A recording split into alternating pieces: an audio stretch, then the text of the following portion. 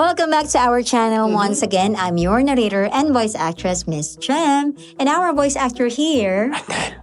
And yes, tayo po ay laging may kayanggaw of the day. Pakilala At siya na natin nga yan. Ay walang iba kundi Si Jonel Aregadas. Jonel. Yes. Sabi niya, grabe ka na Miss Jem sa towing. Nagboboses bata ka na, tatawa kami. Ang cute kasi, nakakawala ng antok habang gumagawa ng tinapay. Salamat Yan. po! Yan, oo. Favorite niya pag nagboboses bata. Dahil gumagawa to ng tinapay, malamang ito ay salon. So yan, Sila ay may maraming salamat. bakery, yes. Oo. Maraming salamat, Junel. Yes. Sa pag-appreciate ng pagboboses bata ko po. Tapos sa mga nakaka-appreciate ng pagboboses bading ni. Ay, nako. Sample naman. Ay, nako. Ayun, Game na. ganon. So maraming salamat. Wag na natin patagalin Oo pa.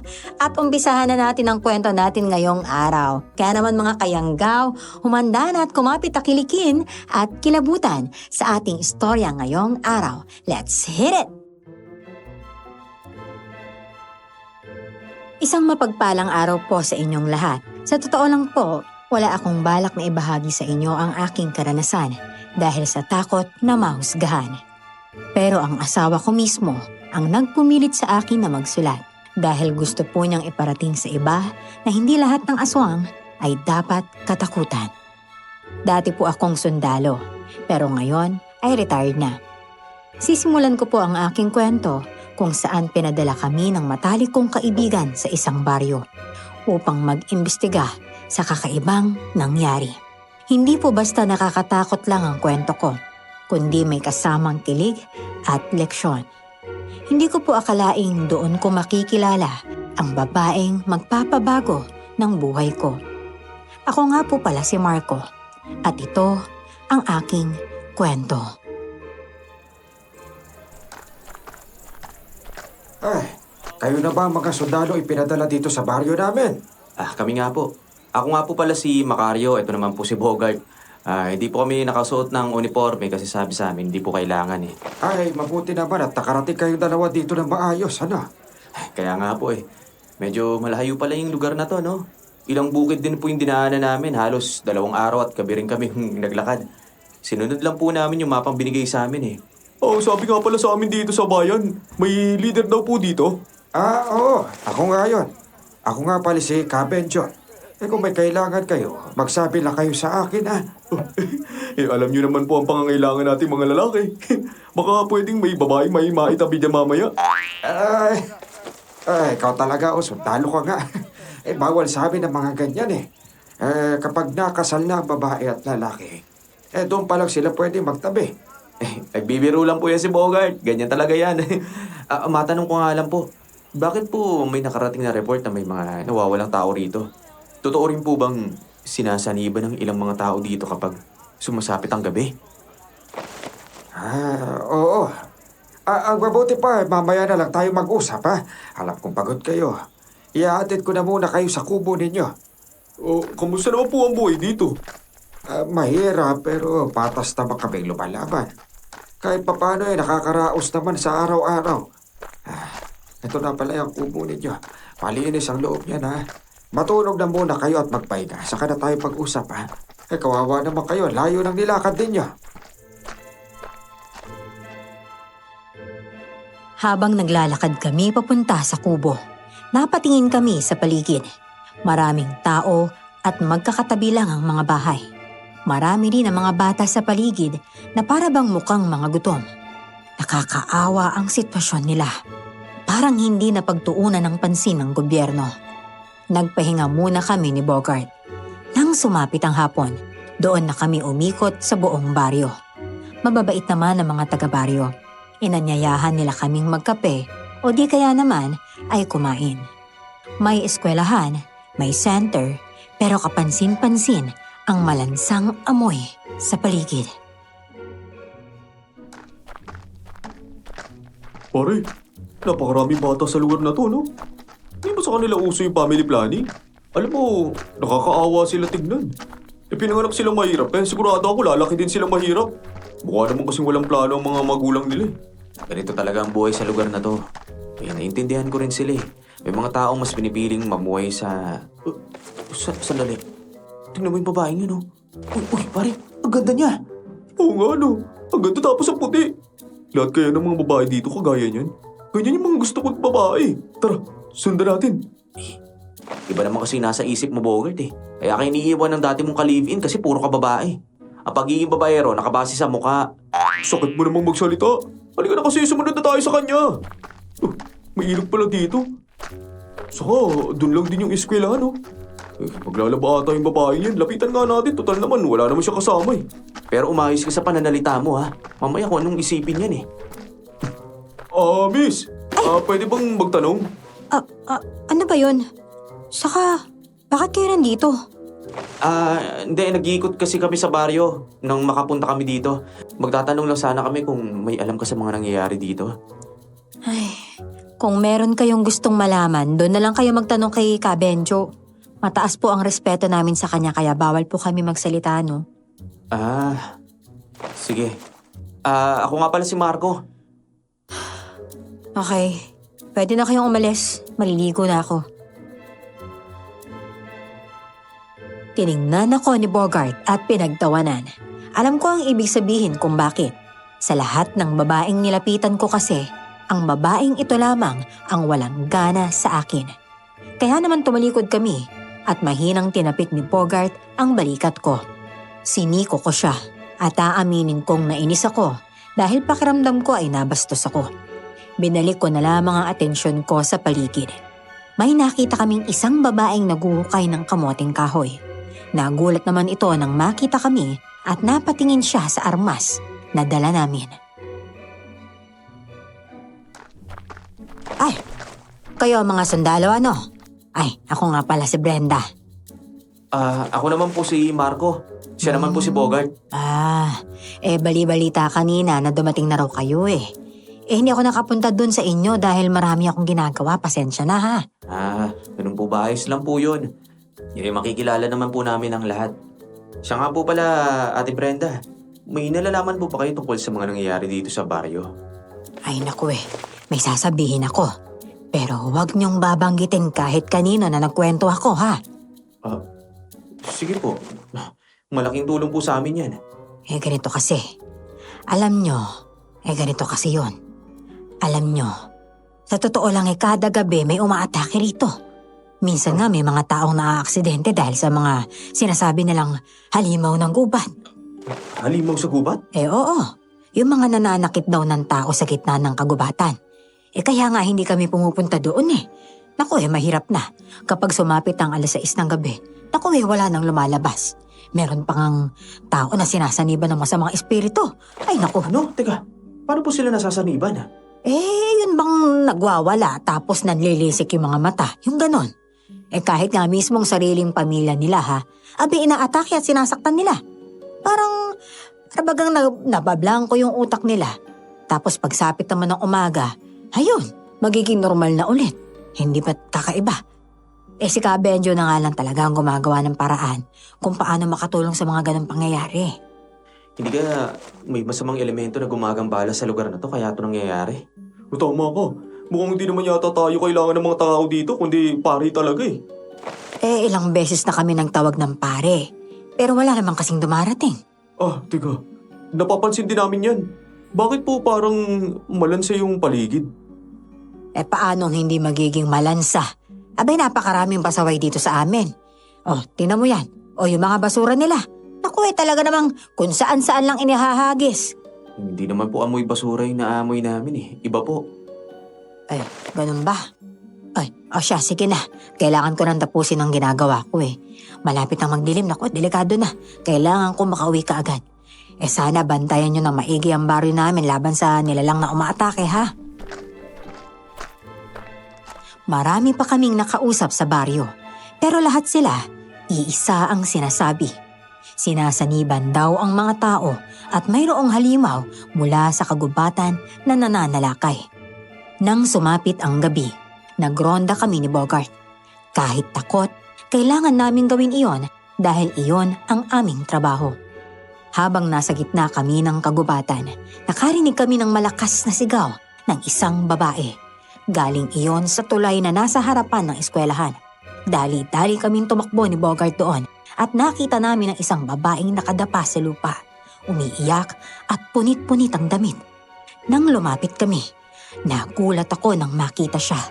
Siya ang babaeng magandang sinundan namin kanina. Ayos ka lang ba? Anong nangyari sa'yo? Halika, tutulungan na kita. Tumayo ka na dyan. Uy, Bogart! Check mo yung paligid. Tingnan mo kung sino yung may gawa nito sa kanya. Wag na. Ayos lang ako. Wala namang tao dyan dahil umalis na sila. Titignan ko lang yung iba. Ikaw na muna bahala sa kanya. Ay, sige. Umalis na sila. Huwag mo sabihing may tulisan na naghahabol sa'yo. Naku, wala ah. Ano lang kasi, dapat pupunta ako sa health center pero bigla ako natakot kaya sumigaw ako. Nagsisinungaling ka naman eh. Ha? Sabihin mo sa akin ang totoo. Na paano ka ba talaga? Maupo ka nga na maayos. Ang mabuti pa, sumama ka na sa amin sa kubo. Hindi na nga kailangan, ayos lang ako. Tingnan mo, wala naman ako sugat o kung ano man ah. Ngilat kasi ng aso tong damit ko kaya napunit lang eh. Pero ayos pa rin ako. Wala akong nakita ng tao, pare. Pero may nakita akong patak ng mga dugo. Ano? Okay ka lang ba talaga? Alam mo, huwag kang matakot. Magsabi ka ng totoo. Kung may sugat ka, patingin ako. Ano bang pangalan mo? Ako si Lena. Isa akong librarian sa paaralan.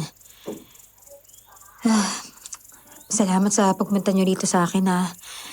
Niloloko kasi ako ng mga kalalakihan kanina kaya ako sumigaw talaga eh.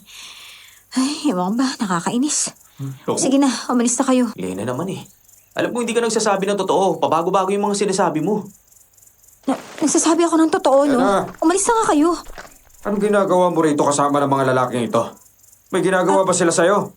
Tay, naku tay, wala po ah. Huwag mo nga hawakan ng anak ko, ha? Tumayo ka na nga dyan at umuwi na tayo. Ilang beses na kita pinagsabihan na huwag ka magpapagabi pero hindi ka nakikinig. Halika na nga. Tay, Sandali lang po. Huwag niyo naman pong hilain ng ganyan si Lena. Pinagtripan po siya ng mga kalalakihan kanina, kaya... Ano ba? Huwag mo akong hawakan. Huwag mo ako turuan kung anong pagdidisiplina ang gagawin ko sa sarili kong anak. Halika na nga, Lena. Tara na. tay. Bago tuluyang nawala si Lena sa paningin ko, lumingon pa siya sa akin. Nakaramdam ako ng awa para sa kanya. Pero naiintindihan ko naman ang tatay niya. Alam kong nag-aalala lamang siya kung kaya nagawa niyang sigawan at pagalitan ng kanyang anak sa harapan namin. Inikot namin ang iba't ibang parte ng gubat. May nakikita kaming mga balahibo ng mga hayop sa paligid, patay na uwak at mga mababangis na hayop. Ngunit wala naman kaming nararamdaman na kakaiba sa buong kagubatan, kaya naglakad na kami pabalik sa kubo. Maliwanag naman ang paligid dahil sa lamparang nakasabit sa mga puno. Marco, nakakapanibago ka ha. Bakit parang hindi ka ata nagsasalita ngayon? Sabihin mo, ginugulo ni Lena ang isipan mo, no? Tigilan mo nga ako. Uy! Nalaban for side ka, no? Kung sa bagay, maganda naman talaga si Lena. Mukhang mabait pang magsalita at saka, makinis. Uy! Uy, ano ba? So di malabong magustuhan mo talaga yan, oh. Hindi ka magkakaganyan kung hindi mo siya type. Totoo. Naawa ako sa kanya dahil sa ginagawa ng tatay niya. Alam ko may punto yung tatay niya. Galit dahil nagpapagabi pero hindi ba naisip niya na mapapahiya yung anak niya ng ganun? Pinagalitan ba naman ng ganun sa harapan natin? Uy! Concern na malala! Iba rin talaga ang dating ni Lena sa'yo, no? Bukas, abangan natin siya dun sa may tulay. Di ba nga madalas nandun siya sa paralan? Tapos? Tapos magiging masaya ka na dahil nakita mo yung crush mo. Kung ayaw mo, di akin na lang. Tatrabawin ko yung si... Uy, tumigil ka nga. Akin yun. Sige na, magpapahinga na ako. Uy, pag-usapan na muna natin yung crush mo. Uy, pare, Oo. dinig mo yun? May tao sa labas. Parang binato yung bubungan natin ah. Teka, titignan ko. Usapan na ako sa'yo, tara. Ito armas mo. Dali mo, baka mamaya may mangyari. Salamat. Ayun, may nakita akong pa doon sa may mataas na damo. Tinawid na mo pare, gumagalaw. Habulin natin! Dito na lang tayo. Sino ka? Magpakita ka sa amin! Anong kailangan mo? Naku, mukhang tumakas na. Natakot ata. Tara na nga, magpahinga na lang tayo at bukas na ng umaga natin yan asikasuhin. Para naman makita mo rin si Lena. Ay naku,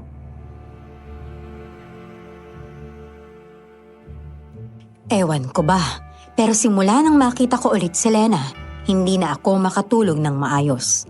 Nakapikit man o nakadilat, nakikita ko pa rin ang kanyang maamong muka. Unang beses lang akong naging ganoon sa babae. Kakaiba talaga ang dating niya sa akin. Sa tansya ko, mga madaling araw na ako nakatulog sa kakaisip kay Lena. Pagsapit ng umaga, halos wala akong ganang bumangon. Pinilit akong gisingin ni Bogart dahil dumating pala si Ka Benjo para kausapin kami. Agad naman akong lumabas at hinarap ang matandang lalaki. Nalaman namin na mayroong isang lalaking sinasaniban. Kapitbahay nila ito, kaya kaagad namin itong pinuntahan. Buti na lang at naisipan niyo siyang itali. Buti na lang naisipan niyo siyang itali. Kung hindi, nananakit po yan eh. Yung mga kuko niya, may bayad ng dugo. Saan po kaya yan galing, Ka Benjo? Nakalmot siya kasi yung anak niyang babae.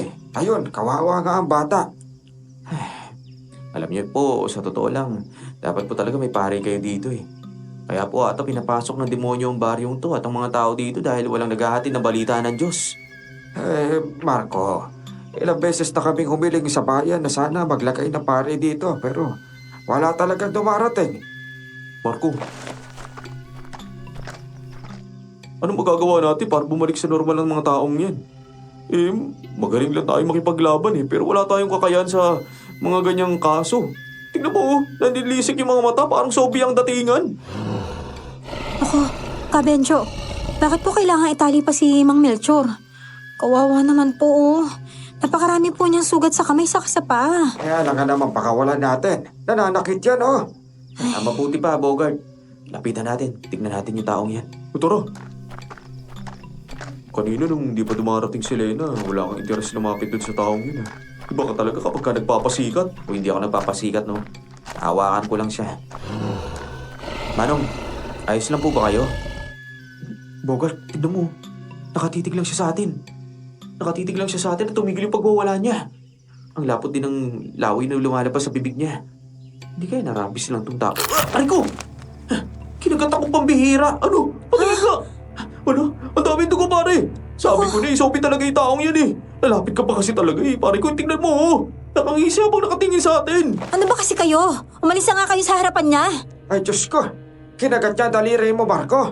Patingin nga, ayos ka lang ba? Konting sugat lang naman po ito eh. Ay nako, sumama nga kayong dalawa sa akin. Amin na, gagamitin ko yung sugat mo. Tara na. Uy, nagpakagat para mapansin siya. Tumalabang pagiging hokang moves mo ha.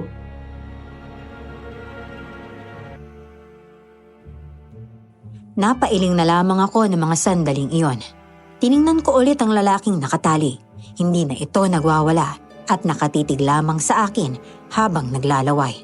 Sumama kami kay Lena sa paaralan dahil doon talaga ang punta niya. Kaagad siyang naghanap ng first aid kit para magamot ang sugat ko. Maya-maya ay pansamantala kaming iniwan ni Bogart, kaya kaming dalawa na lamang ni Lena. Habang ginagamot niya ang sugat ko, napatitig ako sa kanya. Napakakinis talaga ng kanyang muka at mapupungay ang kanyang mga mata.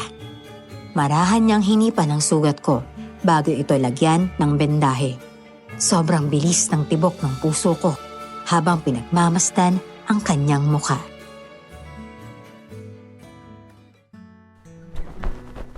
Ayan, ayos na yan. Sa susunod kasi na may makita kang ganun, huwag kang basta-basta lumalapit. Salamat. Kumusta ka nga pala? Hindi ka ba sinaktan ng tatay mo kagabi? Hindi naman. Napagalitan lang talaga ako pero sanay naman na ako sa ganun. Ganun naman talaga si tatay. Ano ba talaga nangyayari sa'yo kagabi? Alam mo, nag-alala ako. Ha? At bakit ka naman mag-aalala, Aber? Hindi mo naman ako kaano-ano. Ano ang ibig ko sabihin? Hindi, gusto lang kitang maging kaibigan.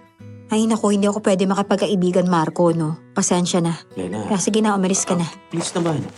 Wala naman ako masamang intensyon eh. Ang gusto ko lang talaga makipagkaibigan. Gusto kitang makilala ng gusto. Ay naku, nakita mo namang magulo dito, di ba? Bakit hindi na lang kayo umalis dito? Kahit anong gawin mo, hindi nyo mareresolba yung mga problema dito sa baryo. Ilang pulis at sundalo na ngayon dumating dito pero wala rin naman na itulong. Iba sila at iba kami. Gagawin ko ang lahat ng makakaya ko para makatulong sa mga tao rito. Bakit pa hindi mo maintindihan? Nakita mo na yung sitwasyon ni Mang Melchor kanina, di ba? O ano, natulungan mo ba? Nakagat ka pa nga, di ba? Trabaho ba yun ng mga sundalo? Hindi. Di papakita ko sa iyo kung anong kaya ko. Ililigtas ko kayong lahat sa anumang pangyayari sa lugar na to. Hindi kami aalis hanggat hindi ko nalalaman ang pinagmula ng problema. Bahala ka. Sige, pakita mo sa akin yung kakayahan mo. Pero ngayon, umalis ka na. Marami pa akong mga batang tuturuan. Oh, nandyan na ata sila.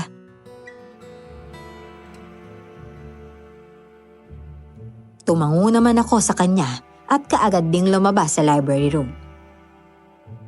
Tumango naman ako sa kanya at kaagad din akong lumabas ng library. Nahuli ko pa si Bogart na nakadikit ang tenga sa pinto para lamang makinig. Naging malungkot ang kanyang muka habang nakatingin sa akin. Alam kong narinig niya ang lahat ng pinag-usapan namin ni Lena mula sa loob.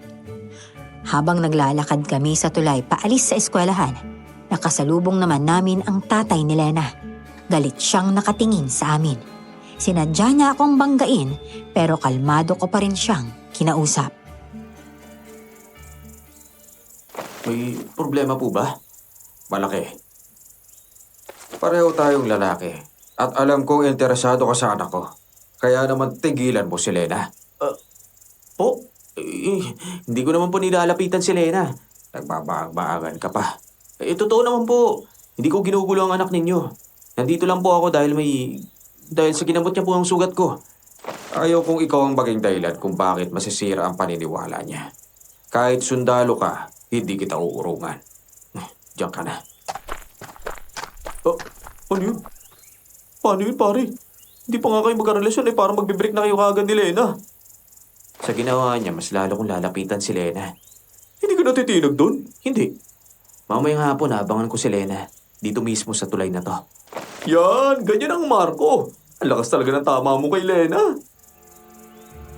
Wala akong pakialam sa pagbabanta sa akin ng tatay ni Lena.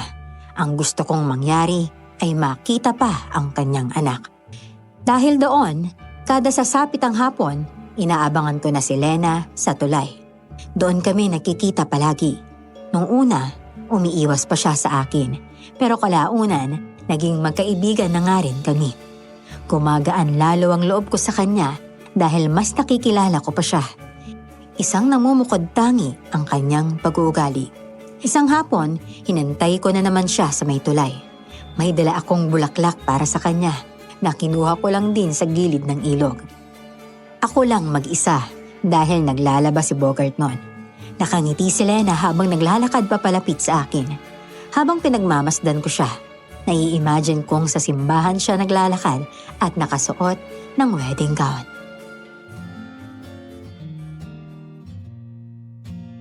Hoy! Hoy! Marco! Ano yan? Bakit pangiti-ngiti ka pa dyan, ha? Alam mo, para kang ewan. Nababaliw ka na yata eh. Oo, nababaliw ako sa'yo. Ay, naku, tumigil ka nga dyan sa ganyang hirit mo. Baka kapag namalaman ni tatay ang lihim nating pagkikita na to, naku, talaga malalagot tayo dun. Ito, bulaklak nga pala para sa'yo. Pasensya na, yan lang muna yung may bibigay ko Saka kung makita naman tayo ng tatay mo, handa naman akong harapin siya Sigurado ka dyan, ha? Ay, teka, si Bogart nasan? Oh, ba't mo naman siya hinahanap? Wala lang. Kasi hindi naman kayo mapaghiwalay na dalawa nun, di ba? Saka, sinasabi mo kanina na handa kang harapin si tatay. Naku, sa sobrang tapang ni tatay, baka mamutla ka. Matapang nga. Alam mo ba, ang huling kita namin, nung ginamot mo ang sugat ko sa may library room. Naku, inis na inis nga sa akin di ko naman inano. Ay, ganun talaga yun. Overprotective. Teka, kumusta na pala yung pag-iimbestiga nyo dito sa baryo? Ano, may napapansin na ba kayong kakaiba, ha? Wala Yung mga nangyayari lang naman, lagi ay sinasaniban ng mga tao. Lagi namin inaabangan ng paglabas ng masasamang nilalang, kaso wala namang nakikita. Pero matanong ko lang, naniniwala ba talaga kayong merong ganun? Oo, kasi ganun yung mga sabi ng tao rito. Pero ikaw, wala kang sinasabi. Well, kasi alam kong matalino ka. Walang sikretong hindi mo matutuklasan. Paano? Aalis na ako Kailangan ko na teka. umuwi. Oo, sandali. Tuwing nagro-ronda kami sa gabi, madalas kaming dumadaan sa bahay ninyo. Kaya lang napapansin kong lagi kayong wala. Umaalis ka ba sa gabi? Imbis na sumagot, ngumiti na lamang siya sa akin at tuluyan nang nagpaalam. Umalis na rin ako sa tulay dahil dumidilim na ang paligid. Pagsapit ng 8:00 ng gabi, nagronda na naman kami ni Bogart. Habang naglalakad kami sa gitna ng kalsada, nakarinig kami ng angil sa gitna ng kagubatan. Tumakbo kami papunta doon at may isang nilalang na napakabilis tumalon papunta sa itaas ng puno. Kaya naman inilawan namin ito, pero biglang nawala ang nilalang. Nakita kong nanginginig si Bogart habang hawak ang flashlight. Tiningnan ko ang bagay na inilawan niya. Kahit ako mismo, hindi makapaniwala. Sanay akong makakita ng dugo, pero sa pagkakataong iyon, bigla akong nanghina. Isang malaking bakang nakahandusay, wala ng buhay at wasak ang sikmura. Marco, hindi yata normal na taong kalaban natin dito. Mukhang tama nga ang sinasabi nilang may masamang nilalang na umaatake dito. At dito mismo nakatira sa gitna ng gubat. Oh, natatakot ka. Kung sa gera nga, di ka natatakot, dito pa kaya? Oo, natatakot ako syempre. Normal lang naman na matakot, no? Ano ka ba? Tingnan mo yung mga nangyayari sa katawan ng baka. Tingnan mo, gutay-gutay. Ano kayang klaseng hayop ang umatake dyan? Di ko nga rin alam eh. Tara, mabuti pa, hanapin natin ang nilalang na yon. Ihanda mong armas mo, baka bigla tayong atakihin. Sige. Oh. Grabe, nakakakilabot. Nakakapanibago. Parang nanghina bigla yung tuhod ko eh. Oh, Marco, tingnan mo. Banda dito may bahid na dugo oh. Gumagalaw yung mga dahon pero wala namang hangin. Teka, ilawan ko yung nasa taas ha. Ayun! Banin mo yun, Bogart! Bigla tumalon! Nasaan? Nasaan yung nilalang na yun? Nandun oh! Doon tayo maghanap! Ilang oras kaming naghanap sa gitna ng kagubatan, pero hindi na ito nagpakita o nagparamdam pa. Napagod kami, kaya bumalik na kami ni Bogart sa kubo. Pagsapit ng umaga, maaga kaming umikot sa baryo. Pinagbigay alam namin ang nangyari tungkol sa baka at para malaman na rin kung sino ang nagmamay-ari nito. Napag-alaman namin na pagmamay-ari pala ito ni Ate Brenda. Tinuro namin sa kanila ang bakang wala ng buhay. Ngunit may isang matandang babaeng panayang sigaw malapit sa kawayanan. Tumakbo kami papunta roon at nanlaki ang mga mata ko sa aming nakita. Isang bangkay ng tao ang nakasabit sa itaas ng mga kawayan. Warak din ang katawan at naliligo sa sariling dugo. Diyos ko, hindi na hayop ang binibiktima na ng nilalang na yan. Pati na rin tao. Kailangan na natin silang mahuli at mapatay. Kagabi nga po, nakita namin yung nilalang na lumapas sa baka ni Ate Brenda. Hinabol pa nga namin at binaril pero hindi namin sigurado kung natamaan. Ay nako Marco, Bogart. Gawin niyo naman ang lahat ng makakaya ninyo para naman mahuli yung lintik na nilalang na yon. Nako, isang tao na yung nakitang patay. Marami pang nawawalang tao mula nang hindi pa kayo dumarating. Kabenjo, hindi kaya kinukuha ng nilalang na yun ng mga tao tapos dinadala sa kabilang dimensyon? Ano sa tingin mo? Kaya nga simulat sa pool, wala na ako ibang pinag-iinalaan sa mga nangyayari. Mga engkanto ang kumukuha sa mga taong nawawala. Pero, Ay nako. hindi naman po ata engkanto ang pumapatay dito, di ba? Kakain ba ng hilaw na baka ang mga engkanto? Ang alam ko, may sarili silang pagkain dun sa mundo nila eh. Ganun ba yun, Bogart? Teka nga, dati ka bang galing sa mundo ng mga engkanto at alam mo yung mga ganyan? Hindi po, syempre. Kwento-kwento lang ng mga nakakatanda. Teka, kung anong nilalang man yung kumakain ng tao at hayop na yan, sisiguraduhin ko mahuli namin ni Bogart. Kaagad. Pero ang naisip kong may kagagawan nito talaga, mabangis na hayop. Kasi sa nakikita ko, puro kalmot na katawan yung taong yan, oh. Oh, tama ka. Tapos yung katawan ng taong yan, parang nilapa. May mga sugat na parang galing sa pangil eh.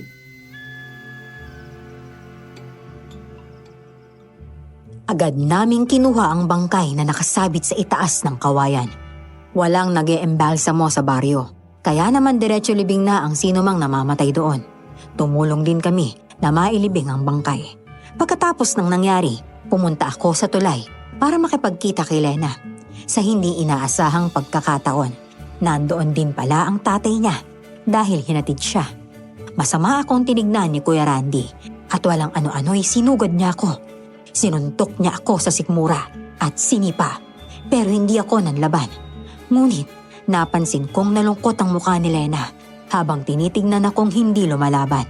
Doon na ako kumilos. Hinila ko ang paa ng tatay niya kaya bumagsak ito sa gitna ng tulay. Lalaban ka pa, ha? Opo, lalaban ako. Wala naman po akong ginagawang masama para bigla niyo akong saktan ng ganito ha. Mataas ang respeto ko sa inyo, Kuya Randy. Kung tutusin nga, bastos po ang ugali ninyo eh. Ako pa talaga ang bastos. Gusto mo lumaban? Ilapag mo sa sahig ang mga armas mo. Kamao sa kamao! O sige, yan ba gusto niyo? Pagbibigyan ko po kayo nang matapos ito. Talaga, ha? Tay, tama na nga po yan! Ano ba? Tay, wala naman pong ginagawang masama si Marco sa inyo eh. Ang mabuti pa umuwi na lang po tayo. Di ba may usapan po kayo ni Kabenjo? Kaya umalis na po tayo ngayon. Magalit po yun mamaya kapag natagalan kayo. Pagpasalamat ka na lang talaga dahil may lakad ako, iyo. Ikaw, Lena, pumasok ka na doon sa paaralan. Pagturo ka doon sa mga estudyante mo. Opo, Tay. Ano, Marco, ayos ka lang ba? Mabuti naman lumaban ka. Akala ko talaga, hayaan mong apakapakan ka lang ng tatay ko ng ganun-ganun lang eh. Ayoko nga sanang lumaban, kaya lang nakita ko yung mukha mo eh. Parang gusto mong lumaban ako. Salamat Salamat dahil pinatunayan mo sa akin na kaya mong labanan ng tatay ko. Lena, bakit ka yumayakap sa akin? Wala. Masaya lang ako. Natutuwa ako sa'yo. Natutuwa? Hmm. Ramdam ko yung bilis ng tibok ng puso mo. Alam kong hindi ka lang basta-basta natutuwa sa akin. Ano bang sinasabi mo? Alam mo kung ano-ano ang iniisip mo, ha? Ay, tingnan mo yung ibon, no? Ang bilis lumipad. Huwag mong iniiba ang usapan. Ganda mo Ay, pala naku. kapag ka nahiya. Namumula yung mga pisngi mo. Ay, naku. Nakakainis. Oh, teka lang. Anak na. Hindi ko inaasap mahuli ko kayo nagyayakapan dyan, ha? Ay, Marco, alis na ako, ha? Sige, Lena. Magkita ulit tayo mamayang hapon, ha? Mukhang masaya kayong dalawa. Anong nangyari sa mukha mo? Ito. Nagkainitan kami ng tatay ni Lena. Nakakabuisit kasi. Bigla pa naman ako sinuntok. Pinatulan ko. Alam mo yung mga ganyan, sign na talaga yan na in love ka na talaga kay Lena. Paano kung sabihin ko sa yung oo? Saka, aminin man ni Lena o hindi, ramdam kong gusto niya rin ako. O ayun, hindi umamin ka na rin sa wakas. Pero sana lang talaga, hindi lang ang tatay niya sa inyong dalawa. Hindi yan. Teka, anong inahawakan mo dyan sa bulsa mo? Wala. Patingin ako, ano to? Pangontra. Galing ba naman yan sa mama ko? Ang sabi niya sa akin, magagamit ko raw yan dahil lagi ako nadidistino sa iba't ibang lugar kaya lagi ako magdala. Buti may ganyan ka. O ako, dasal-dasal lang eh. Napakasaya ko dahil alam kong natawa si Lena sa ginawa ko sa kanyang ama. Napatunayan ko na hindi ako duwag at ako ay matapang. Dumagdag pa sa kasiyahan ko dahil nababasa ko sa kanyang mga mata na lumalalim na rin ang nararamdaman niya para sa akin. Ngunit napapansin kong madalas na siyang umiiwas kapag nandyan si Bogart. Habang maliwanag pa ang paligid, umikot kami sa buong gubat upang matuklasan ang iba pang lihim ng baryo. Nagulat kami nang makita namin si Brenda. Nagtatago sa mataas na mga damo habang may sinisilip. Sumilip din kami at nakita namin sina Kuya Randy at Kabenjo. Nag-uusap sila kasama pa ang ibang mga taga-baryo. Medyo malayo ang kinaroroonan namin kaya hindi namin sila naririnig. Ate Brenda! Ah! May ahas sa paa mo! Naku! Asan? Diyos ko! Asan na ahas? Wala po, Ate Brenda. Niloloko lang kayo niya ni Bogart. Pambihira. Nakuloko tong batang ero ah. Ito naman, sakit ang kunat nun, ha? Ano po bang ginagawa niyo dyan? Bakit hindi po kayo pumunta ron para malaman niyo kung anong pinag-uusapan nila? Ay, ano kasi ang totoo niyan, hindi ko naman alam na may pagpupulong sila rito. Dalawang pamilya lang naman yan. Pamilya ni Kabenjo at pamilya ni na Randy. Teka, ano? Pagpupulong? Oo. Hindi kayo invited? Ganun ba yun? Ganun na nga. Baka naman po may malagang pinag-uusapan. Ikaw po kasi napaka-chismosan niyo po eh. Aba talagang. Tama na. Sakit na bunbunan ha. Tara na nga Marco. Lapitan natin sila. Nagtataka ako kung bakit kailangan dito silang mag-usap sa gitna ng gubat eh. Malamok dito at maraming mga daon na makati sa katawan. Tara na nga. Ay, nako. Ay, nako, huwag. Oh, bakit? Huwag kayong lumapit doon. Ano ba kayo? Ha? Hayaan nyo na lamang sila. Ang mabuti pa ay umalis na lang tayo rito. Bakit naman po? Saka nag-iimbestiga kami, Ate Brenda. Baka kasi may mahalaga silang pinag-uusapan tungkol sa mga nangyayari dito na Ay nako, magagalit kasi si Kabenjo. Kapag nalaman nilang sinundan ko sila. Bawal kasi yun eh. Ako mahirap na baka palayasin nila ako sa baryo. Wala na ako mapupuntahan ano. Oh, tingnan nyo, umalis na sila oh. Sundan natin. Ay nako, bahala kayo. Kayo na lang ang sumunod. Basta mag-iingat kayo ha.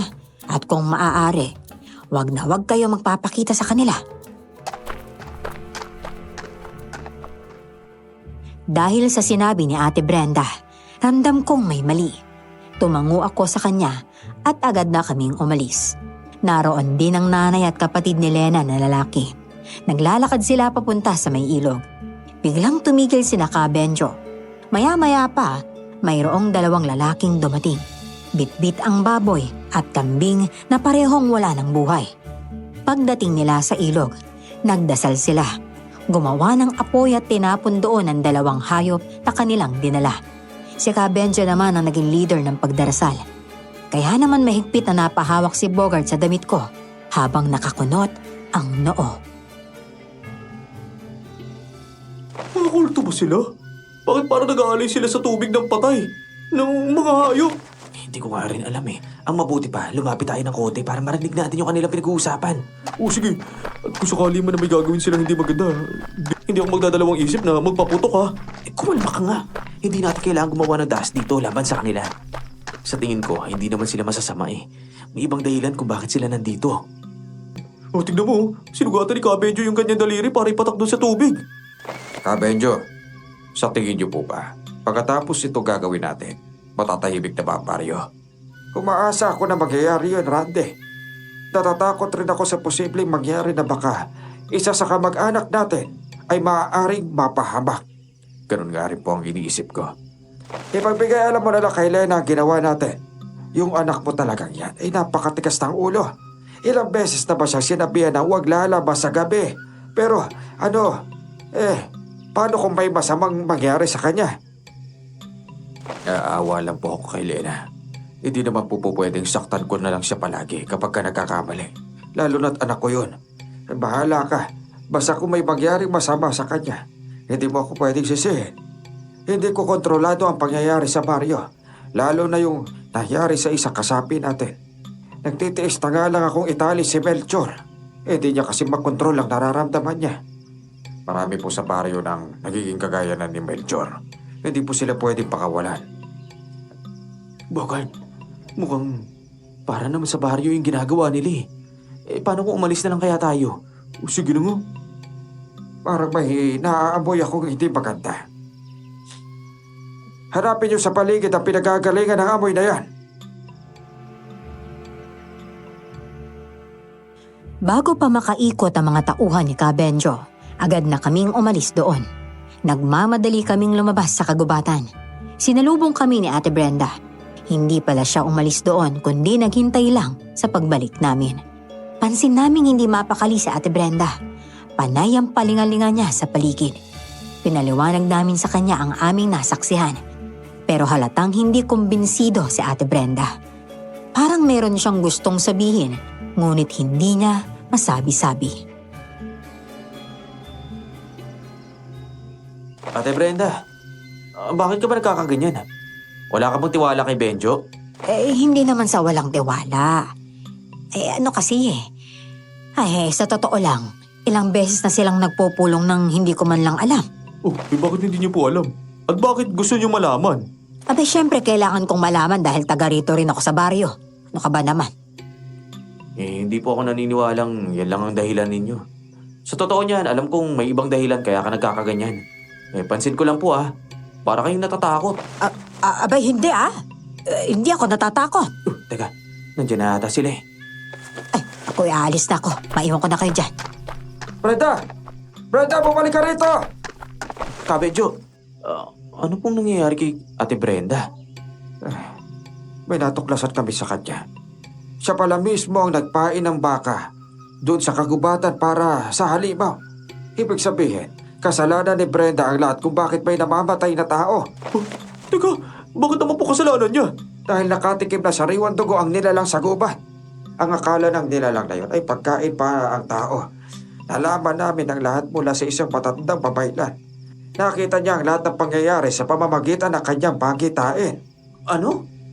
Kung ganun, sinasadya pala talaga niyang ipakain ang alaga niyang baka. Nasisiraan na ba siya para gawin yun? Abay, ewan ko. Galing kami sa gubat at sa ilog para mag-alay sa nilalang na nakatira sa gubat. Sana lang, tumigil na siya sa pagkuha ng buhay ng tao o hayop man. Kabenjo, umalis na po tayo. Hindi ko na po talaga kaya. Hindi niyo na po kaya ang alin. Bakit ka ba nagtatanong? Malaya kayo mag-imbestiga sa lugar na to hanggat gusto ninyo.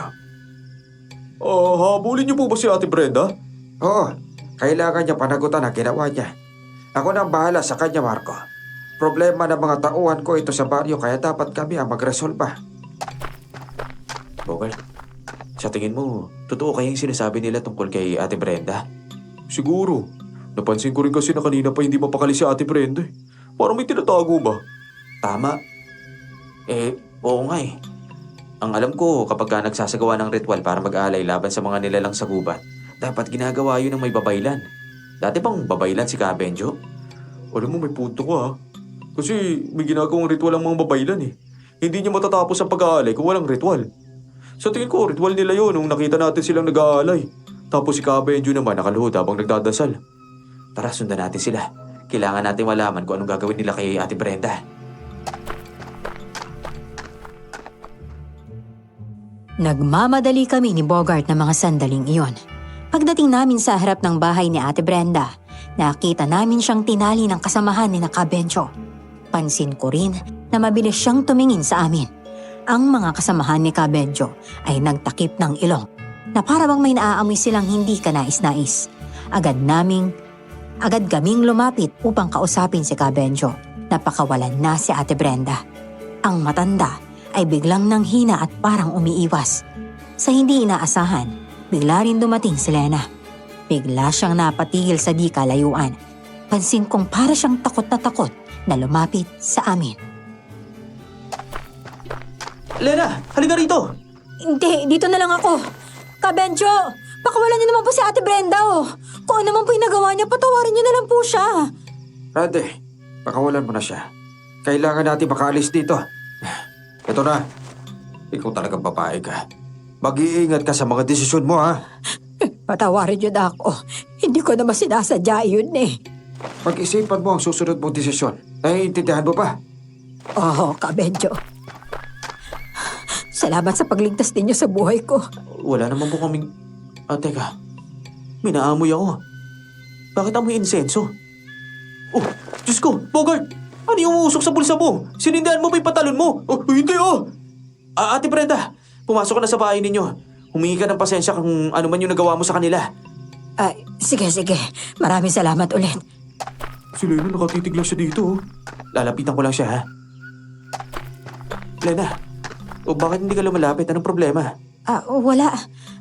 Ayos naman ako dahil nakita na kitang maayos eh. Basta mag-iingat ka ha. Kasi malapit na. Wala akong ibang hangad kundi ang magtagumpay kayo. Taga, malapit na ang halin.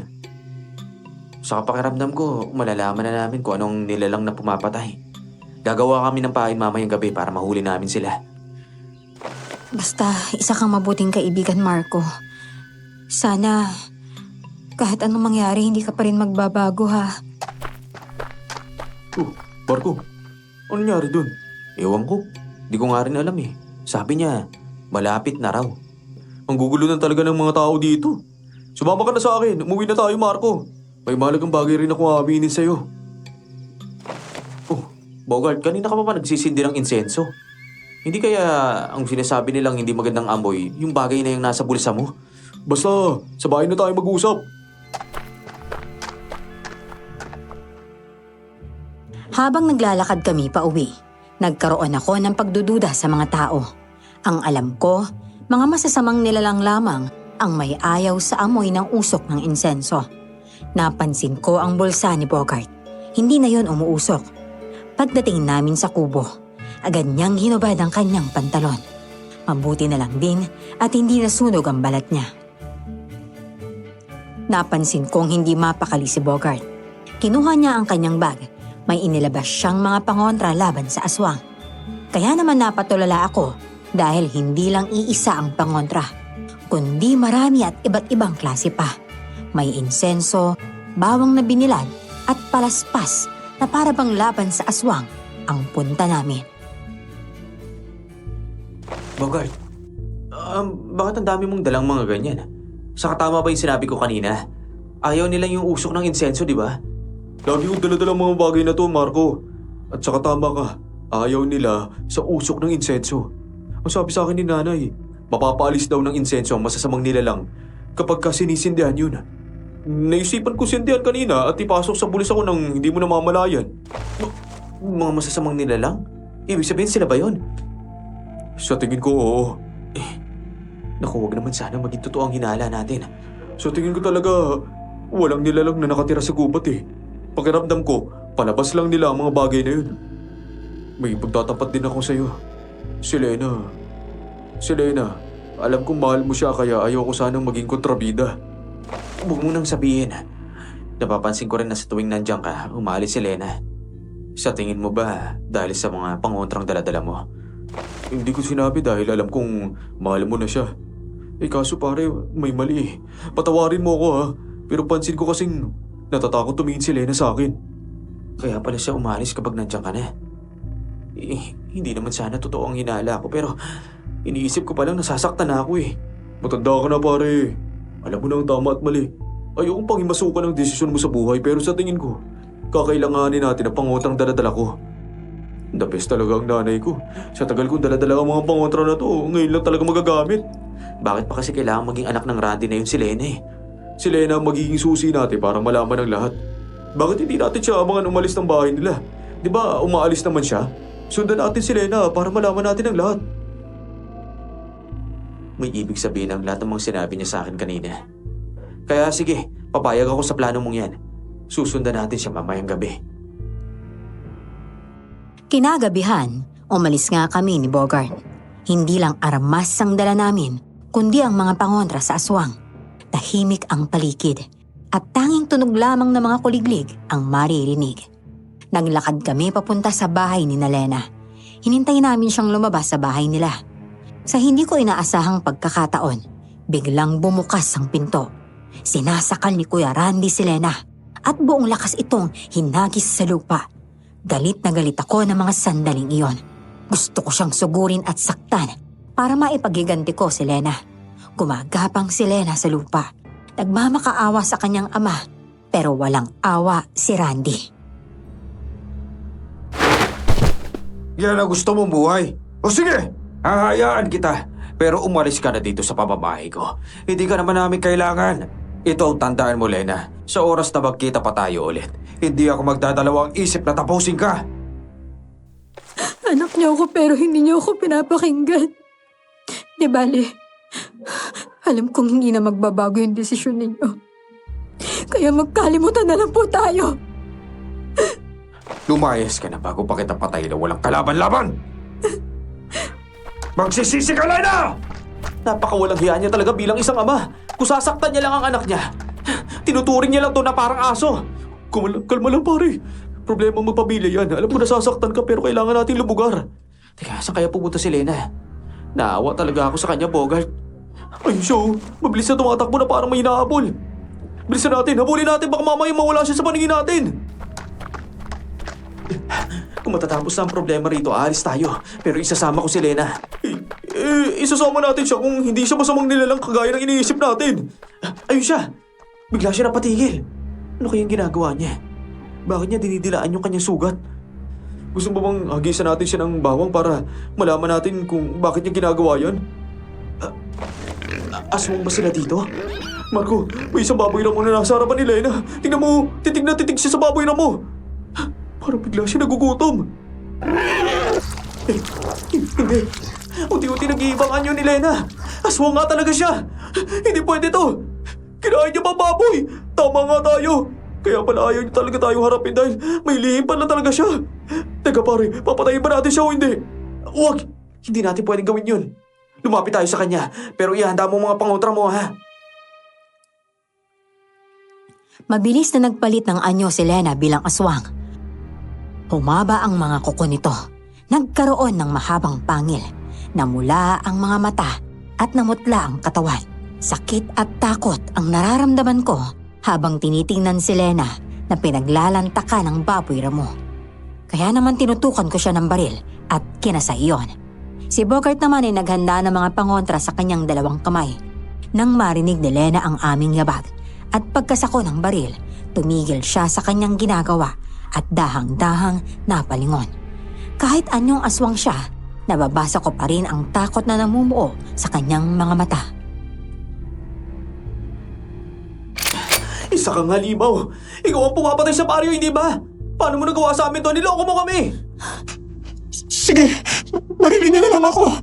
Tapusin niyo na yung buhay ko. Hindi ko kayang lumaban. Kung hindi kayo ang papatay sa akin, sila ang gagawa nun. Kaya sige na, Marco. Tapusin mo na ang buhay ko. Ano sila? Sino papatay sa'yo? Baka pwede huwag ka magdrama, ha? Uutuin mo pa kami ni Marco. Kaya pala takot na takot ka sa akin kapag lalapit ako eh. Darating ang kapwa ko mga aswang na yanggaw. Hindi nila ako bubuhayin sa kabila ng mga nagawa ko. Kaya hindi ko kayo inuuto, Bogart. Ako na mismo nakikiusap sa inyo. Tapusin niyo lang yung buhay ko. Sige na. Sige na, patayin niyo na ako. Talagang papatayin ka namin dahil isa kang traitor kagaya nila. Huwag, Bogart! Huwag mo siya sasaktan. Lena, paano? Bakit kailangan pati ikaw? Marco, aswang siya. Kapag hindi natin siya pinatay, tayo ang papatayin yan. Tingnan mo siya, oh. Mukha pa ba yan tao? Siya pa ba yung babae na gugustuhan mo? Ay, alimaw na yan eh. Hindi ako masamang aswang na kagaya nila, Bogart. Pero sige, aminin ko. Kumakain ako ng hilaw na karne. Kagaya ng karne ng hayop. Pero yun lang, hindi ako kumakain ng tao. Hindi. Ako, hindi. Paparating na sila. Sino ba parating? Ang mga kalahi kong aswang na yan ko. Bogart, maganda ka. Mukhang nagsasabi siya na totoo. Marco, umalis na kayo. Umalis na kayo para hindi kayo nadamay. Bogart, tara na. Ang misyon natin ay tumulong sa mga tao dito kahit aswang sa tao pa rin yan. Ganito na lang. Ikaw ang bahala. Kung gusto mo siya tulungan, edi tutulungan natin. Basta kung ano man ang mangyari sa ating dalawa. Dahil sa babae yan, kasalanan mo to. Nandiyan na sila. Iwanan niyo na ako. Sige na, mapapahamak kayo kapag nadatnan nila kayo rito. Alis! Kami mapapahamak. Tingnan mo, may dala kami mga pangontra. Paano kami mapapahamak? Tumayo si Lena pero hindi siya lumalapit sa amin. Natatakot rin siya sa mga pangontra ang hawak namin ni Bogart. Makalipas ang ilang sandali, nararamdaman naming pinapalibutan na kami ng masasamang nilalang sa gubat. Alam kong taliwas sa sinumpaan ko bilang sundalo ang mga gagawin namin. Pero gusto kong maging patas. Naniniwala ako na kahit aswang pa, subalit mayroon namang mabuting puso, nararapat pa rin itong ipagtanggol para makaligtas sa kapahamakan. Nagulat ako nang makita ang mga aswang sa paligid. Hindi lang isa, kundi 3 aswang. Napalunok ako dahil unang beses ko pa lamang makakita ng ganon. Kaya naman binaril ko ang isa. Ngunit mabilis itong nakailag. Mayroong tumalon banda sa aming likuran. Nilalabanan ito ni Lena. Kaya bumagsak silang dalawa sa lupa. At nanatiling nag-aaway. Anak ng... Diyos ko, bakit ang daming aswang dito? Hindi ko rin naasahan to, ha? Papatayin natin sila. Hagisan mo sila ng bawang. Ako naman babaril ko yung mga aswang na yan. O sige, eto na. Ay, ayan, natamaan ko. Barilin mo na sa ulo. Saboy! Ikaw na bahala sa 2 aswang na yan, ha? Kailangan ko tulungan si Lena. Uy, huwag mo naman ako iwan dito. Kaya mo na yan. May pangontra ka kaya hindi ka masasaktan. Tigilan mo si Lena. Ah! Marco, ilayo mo yan sa akin. Ikaw ang lumayo, tatapusin ko na aswang na to. Tamaan mo siya. Ayun pa, may 2 pang natitira. Bogart, tapos Tapusin mo na yung mga yan! Nangihina na sila sa bawang na hinagis ko! Paalam sa inyong mga alimaw!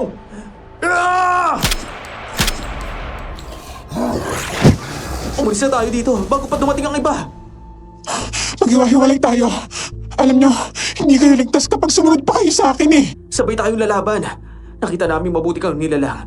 Halimo ko sa panlabas pero mabuti ang puso mo. Baka pwede bumalik ka na sa pagiging tao mo, Lena. Parang hindi kita kaya pagbastan eh. Nakakatakot ka talaga. Kailangan ko manatiling aswang para maramdaman ko sila. Kung ganun, saan ba tayo pwede pumunta ngayon? Sa paaralan, doon tayo sa library. Mas ligtas doon dahil hindi sasalakay ang mga yanggaw dahil malalaman ng taga-baryo. Pasensya ka na, Lena, pero mas mabuti siguro kung mauna ka na maglakad. Wala pa kasi kaming tiwala sa'yo eh. Sige, naiintindihan ko. Bakit ganun? Isa ka rin palang aswang eh. Bakit hindi mo sinaktan yung mga lalaki na titrip sa'yo nun sa may tulay nung una ka namin nakita? Oo nga. Kung tutuusin, kaya mo naman palang lumaban eh.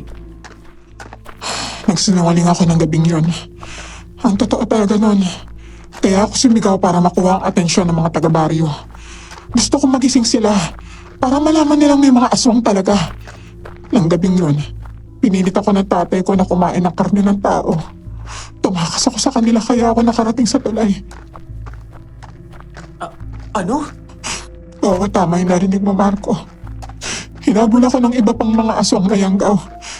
Kasi para sa kanila, isang malaking pagtataksil na nagawa ko. Umaasa akong mauunawaan ng tatay ko yung lahat eh. Pero kaaway na rin ang tingin niya sa akin. Isa sa mga dahilan kaya niya iniisip na kaaway na ako dahil nakikipaglapit na ako ng loob sa'yo, Marco. Nakita namin kung paano lumaban si Lena sa kapwa niya aswang. Kaya naman nagsimula na kaming pagtiwalaan siya, na naiiba nga siya sa kanila. Habang naglalakad kami sa gubat, nakarinig kami ng malalakas na sigaw. Napatigil kami at bumakas ang kakaibang takot sa mukha ni Lena. Bininisan pa namin ang paglalakad hanggang sa malapit na kami sa tulay ng paaralan. Biglang lumitaw ang dalawa pang aswang na yanggaw. Kaya naman binaril ito ni Bogart. Sa kabutihang palad, tagumpay kaming napatay ang dalawang aswang. Lena, gaano ba kayo karami dito sa baryong to? 2 angkan lang ng mga yanggaw ang nandito noon. Kaya lang habang tumatagal mas lalong dumarami. Marami kasi nahahawa sa pagiging aswang. Yun naman talaga yung gusto ng pinuno namin eh. Ang gawing aswang ang lahat ng nandito sa baryo. Pero hindi siya nagtagumpay. Marami ang nagmamasid at yung iba, natuklasan na yung pagkatao niya. Pinuno? Sino ba yung pinuno ng mga aswang dito? Malalaman nyo rin yan mamaya. Totoo ba yung sinasabi nila tungkol kay Ate Brenda? Hindi. Ang totoo niyan, nalaman nilang may natuklasan si Ate Brenda. Kaya gusto nilang patayin yung babaeng yun.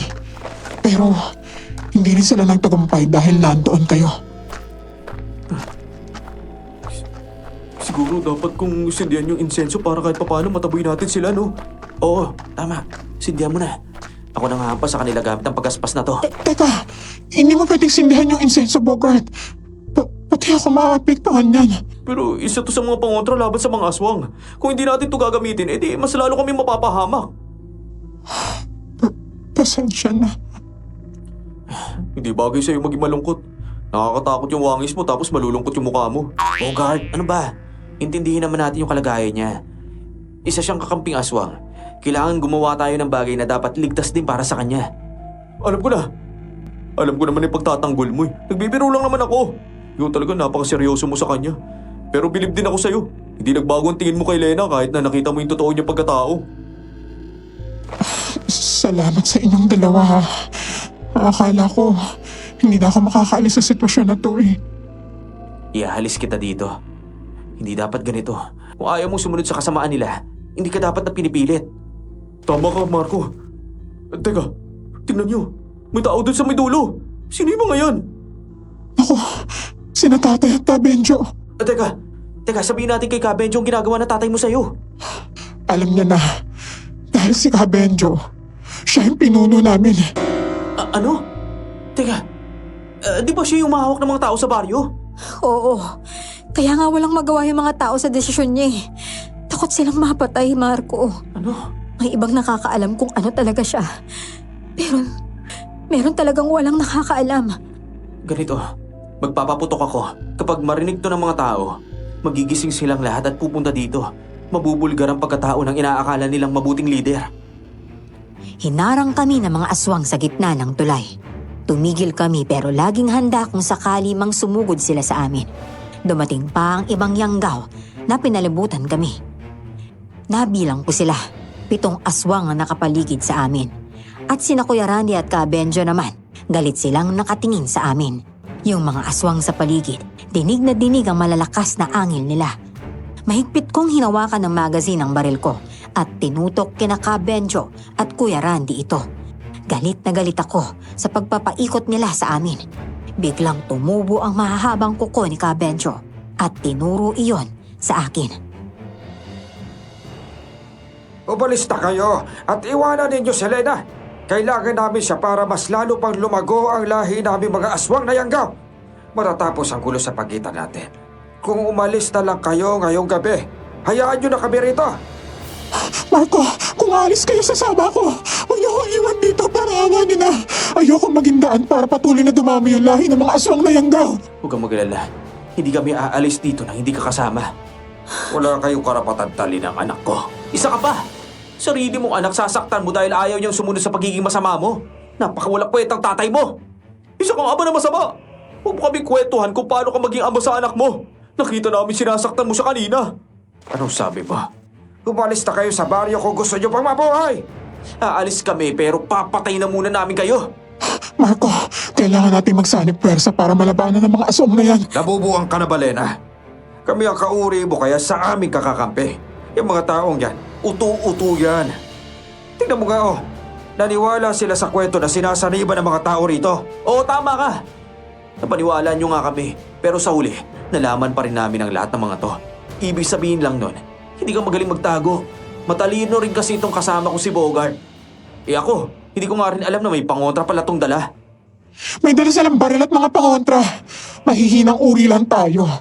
Kaya sigurado mapapatay nila kayo lahat. Yun naman pala eh. May inang uri lang pala kayo ng mga aswang. Sigurado ba kayo lalabanan nyo kami?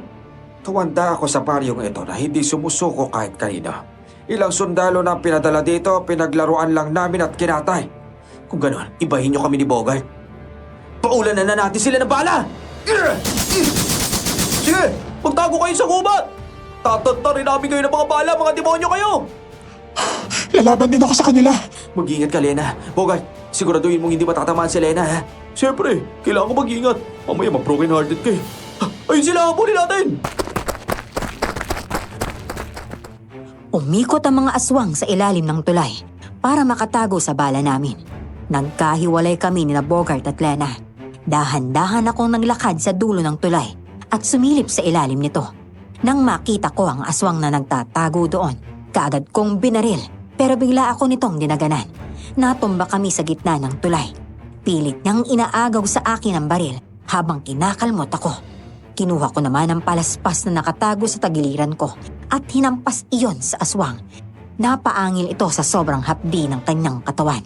Itinulak ko siya at sinuntok kaya lumayo ito sa akin.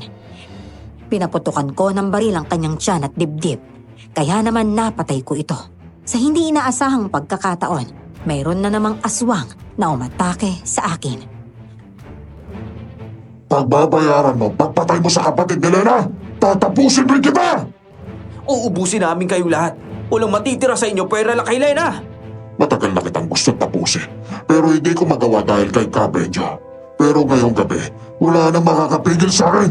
Kamatayan ang bagsak mo! Ano? Kaya mo pa ba? Lalaban ka pa ba?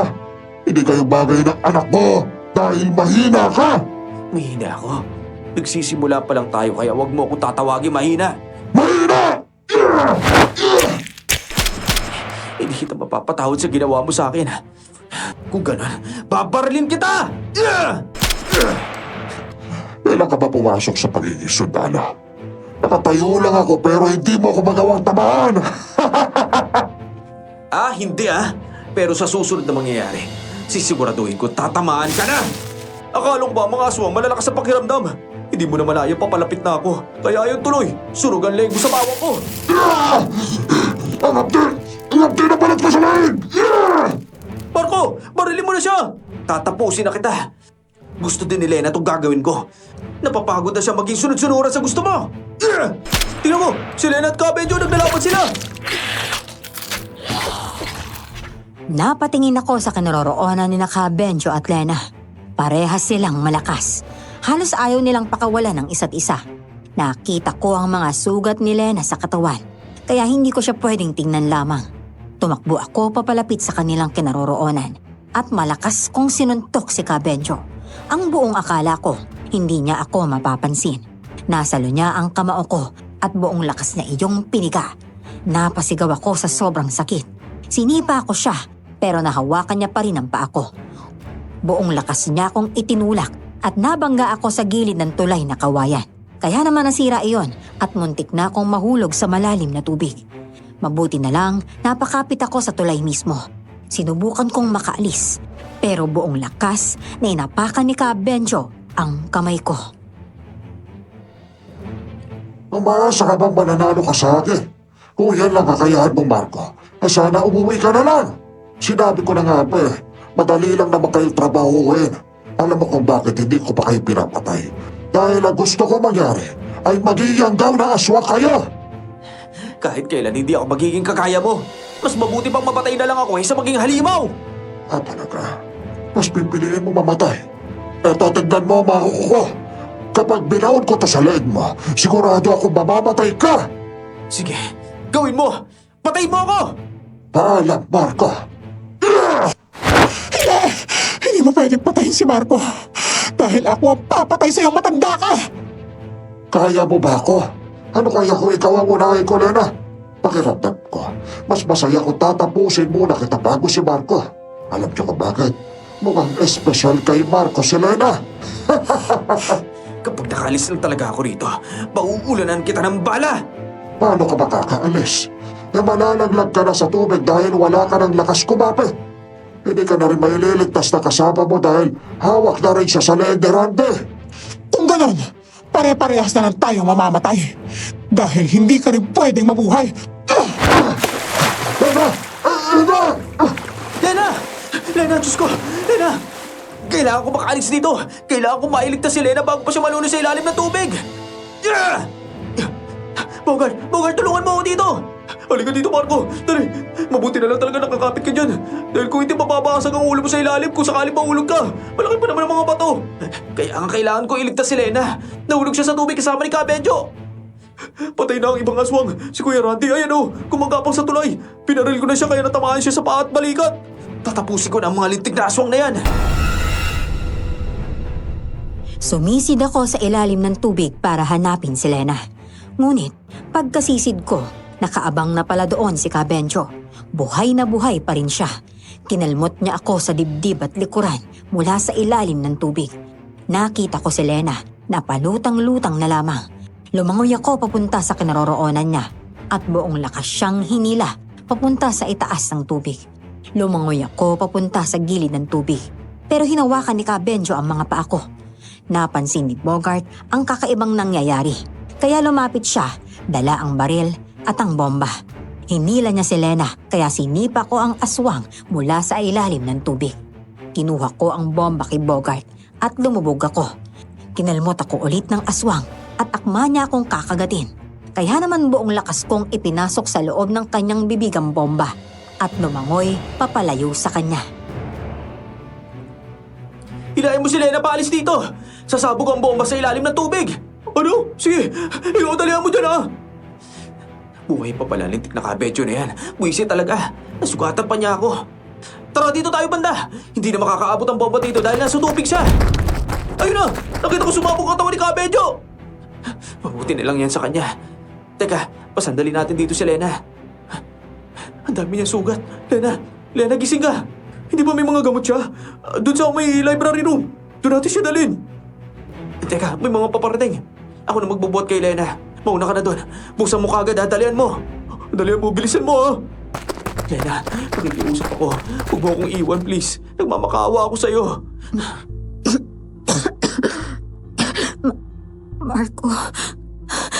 Marco, Salamat Wala ka dapat ipagpasalamat sa akin. Ang gusto ko, lumaban ka. Marco. Gusto kong malaman mo na mahal kita. Pasensya ka na sa mga nangyari. Wala kang kasalanan. Huwag kang humingi ng tawad. Mahal na mahal din kita. Malapit na tayo sa library room. Gagamutin ka dun sa mga sugat mo, ha? Kaagad kong ginamot ang sugat ni Lena. Nakadilat pa siya noon at ngumiti sa akin. Takot na takot akong mawala siya dahil sobrang mahal ko na si Lena. Habang ginagamot ko ang kanyang sugat, umiiyak ako sa mga nangyari. Ang sakit sa dibdib pagmasdan ang kanyang sitwasyon. Ngunit ang mahalaga lang sa lahat, hindi siya mawawala. Pagkatapos ko siyang gamutin, mahimbing na natutulog na si Lena. Iniwanan ko muna siya sandali sa loob ng library at lumabas. Naroon pa ang mga tao. Nag-uusisa sila sa mga nangyari. Lumapit naman si Ate Brenda sa akin at kinausap ako. Ay nako, sabi ng abay. Mga aswang talaga sila. Hindi nga talaga ako nagkamali ng pagdududa. Si Lena ay isa ding aswang pero hindi siya kagaya ng ama niyang masama. Paano ka naman nakakasiguro? Iniligtas niya kami, Ate Brenda. Sinubukan niyang ibuwis ang kanyang buhay para sa amin. Naku yun din nga ang sabi ni Bogart. Kaya lang natatakot pa rin ako. Paano kung dumating ang araw na hindi niya na kayang pigilan ng pagkaaswang niya at lapain na lang tayo? Ako mismo ang gagabay sa kanya papunta sa mabuting landas. Pahinga na po muna tayong lahat. Bumalik na lang po kayo rito bukas ng umaga. Siya, sige. Aalis na kami. Maraming salamat sa pagpatay ninyo sa mga damuhong halimaw na yon, ha? Walang anuman po. Sige, alis na kami. O pare, kumusta na siya? Sana nga maayos, pero maimbing ang tulog niya ngayon. Magigising din yan. Ikaw, ayos ka lang ba? Gusto mo gamutin kita? Ayos lang ako. Ikaw din naman marami ka ring sugat. Kaya ko to. Maliliit lang naman ang sugat ko Alam mo, sa totoo lang, para tayong mga pusay, no? Ilang beses na tayo nakipaglaban. Tapos ngayon, sa aswang naman, pero tingnan mo, buhay pa rin tayo. Pusa talaga. Baka nga tayo nakakaligtas dahil malakas lang talaga tayo sa Diyos. Sobrang lakas ka mo. Tara na, magpahinga na tayo sa loob. Pumasok kami sa loob at kaagad na nahiga. Pagsapit ng umaga, halos hindi ako makabangon dahil sa mga sugat ko. Napatingin ako kay Lena na ngayon ay nakaupo na habang nakatitig sa akin. Bigla naman siyang ngumiti nang magtama ang mata naming dalawa. Napansin kong wala na si Bogart sa tabi ko. Hanggang maya-maya, nakarinig ako ng mga taong nag-iingay sa labas. May namumukpok at may kumakanta. Lumapit ako kay Lena at hinawakan siya sa kanyang mga kamay. Lena, kumusta ka na? Hindi na ba masakit yung mga sugat mo? May kailangan ka ba? Sabihin mo lang sa akin, ha? Ano ka ba? Ayos na ako. Salamat nga pala sa pagligtas mo sa akin, ha. Hindi mo ako pinabayaan. Bakit naman kita pababayaan, ha? Alam mo namang mahalaga ka sa akin, di ba? Wala akong pakialam kung sino ka. Basta ang mahalaga, mahal kita. Talaga? Tanggap mo talaga kung ano ako? Oo naman. Handa akong sumugal sa'yo. Gagabayan kita sa tamang landas. Magtutulungan tayo sa pagprotekta ng mga mabubuting tao laban sa mga masasamang nilalang. Maraming salamat, Marco, Kaya mas lalo kitang minamahal, At kaya ako humihingi ng pasensya dahil hindi ko alam kung paano ka aaminin sa'yo ang lahat. Kasi natatakot sa nahihiya ako sa'yo. Shhh! Ano ka ba? Huwag na natin pag-usapan ng bagay na yan. Alisin mo niyang pag-aalala mo. Ako nang bahala sa'yo. Ipagtatanggol kita sa lahat, Lena. Ipapaliwanag ko sa kanila kung gaano kakabuting nilalang.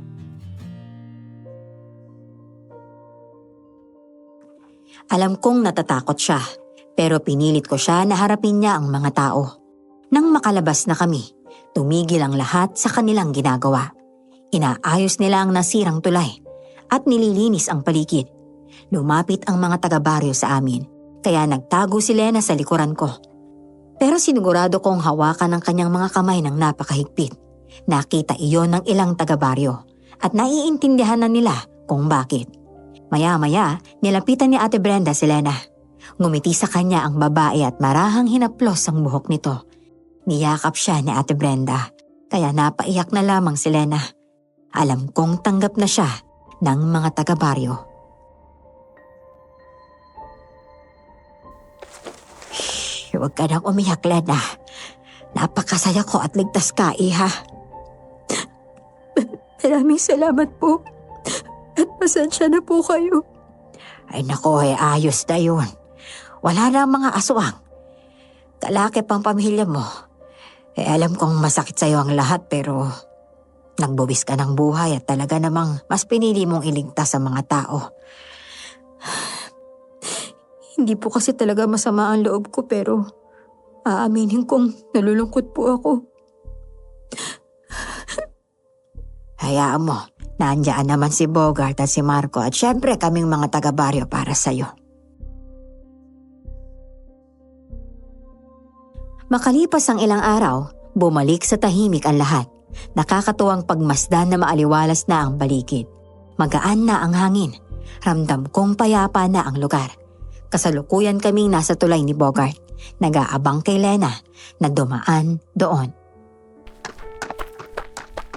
Marco, pasensya na ha. Ngayon lang ako dumating.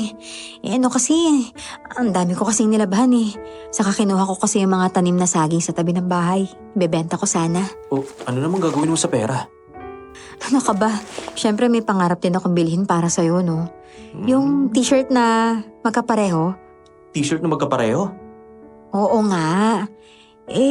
Para lang malaman nila na magkarelasyon na tayo. Kumbaga, t-shirt na para sa'yo, tas t-shirt na para sa akin. Magkaparehas, di ba? Alam ko yan. Couple shirt yata yung gusto mo. Yung ba yung tawag Ano ka doon? ba? Ako na lang bibili niyan sa sahod ko. Sa katapusan pala, alis tayo rito ha. Ipapasyal kita sa syudad. Gusto kong makalaya ka na rin sa baryo na to. Gusto kong maging masaya ka. Masaya naman talaga ako ngayon eh. Kasi naandyan ka na.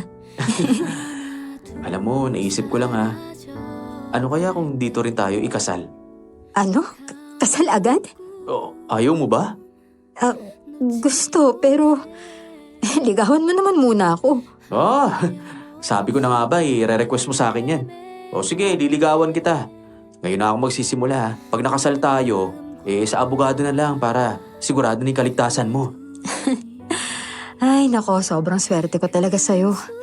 Halos lagi mo na lang iniisip yung kaligtasan ko eh. Pero ayoko magdrama ha, kasi feeling ko magiging asawa rin naman kita. At tara na, ihatid mo ako sa paaralan ha. Isang malapad na ngiti ang nakawala sa labi ko nang sabihin niyang mahal niya ako. Walang mapaglagyan ng sayang nararamdaman ko. Ang babaeng dating pangarap ko lang, ngayon ay mapapa sa akin na.